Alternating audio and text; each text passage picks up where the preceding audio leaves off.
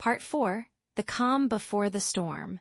Chapter 40, Tangled Threads. 3 weeks after the car accident. Morning light crept through the apartment windows when Jiho opened his eyes. The white ceiling of Nora's living room was different from the ceiling of his apartment on the 7th floor. It was lower, but it was warmer. Perhaps because the walls heard the sounds of children. He rose with difficulty. His ribs still ached, but the pain had become part of his daily routine. The fracture was healing slowly, and the concussion no longer caused him dizziness. The doctor said he was lucky. The driver had been drunk, and the car might have killed him had he not noticed in the last moment, and he was not certain the accident had been accidental. He looked at the sofa on which he slept. Nora had insisted he stay in the apartment until he healed. He did not need much help, but his presence here was comforting in some way. The sounds of Leon in the morning, Adam lining up cars at the window, and Nora preparing breakfast in the kitchen. All of this resembled a normal life. "You woke late," Nora said, as she entered from the kitchen. She wore her chestnut-colored sweater. Her face was calm as always, but her eyes noticed everything: how he sat, how he breathed, how he looked at his ribs. "I did not sleep well. I am thinking about the case. Lawyer Kim will see the documents today. She said she would come to the cafe after noon." Jiho nodded. "Have you seen Dong-wook?"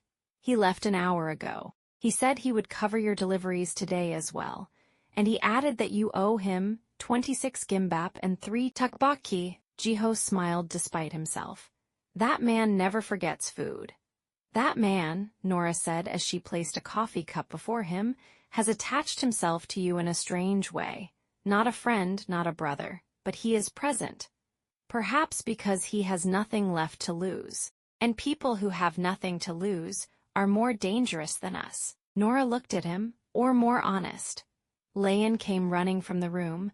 She wore her blue shoes and a yellow dress with flowers. She stopped before Jiho and stared at him. "You are still here," she said as though announcing a scientific discovery. "Yes, I live here now. But this is not your house," she said simply. "Your house is on the 7th floor." Nora was silent for a moment. She looked at Leon, then at Jiho. "Leon, do not be rude." "I am not rude, I am precise. There is a difference." Jiho sighed. "She is right, this is not my home, I am a guest." "You may stay," Leon said suddenly, "but on one condition." "What is the condition?" "You take me to the park tomorrow. Nora is always busy." Jiho looked at Nora, who raised her eyebrows slightly.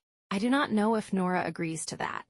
"Nora agrees if it is someone she trusts," Leon said as though explaining something obvious. "And she trusts you, do you not, Nora?" Nora did not answer, but she smiled a faint smile. That smile that appears only rarely. Later that day, lawyer Kim Jin-ah arrived at the cafe.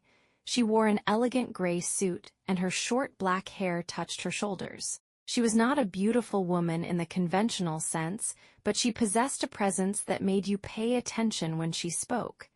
She carried a large leather bag full of papers. They sat at the back table. Jiho beside Nora, Jin-ah before them.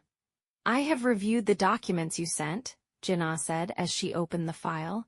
"Your father is not playing. The charges are serious: fraud, phishing, real estate manipulation.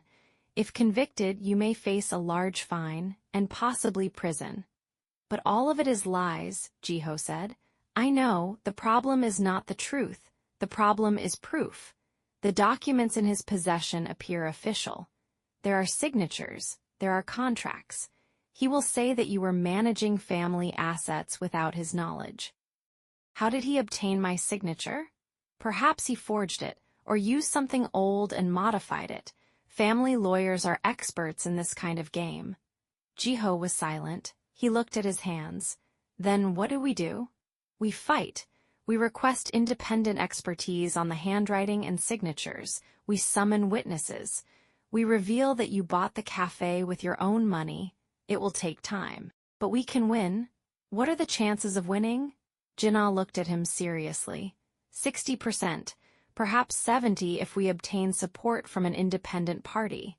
70%, that is not enough. In law, that is a very high percentage. Jiho stood. He walked to the window.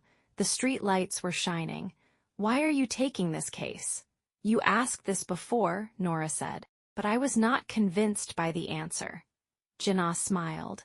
All right, the real answer, because I know your father, not personally, but his reputation is known in legal circles. He is a man who destroys everyone who opposes him. I have always wanted to see someone stand against him. She looked at Jiho.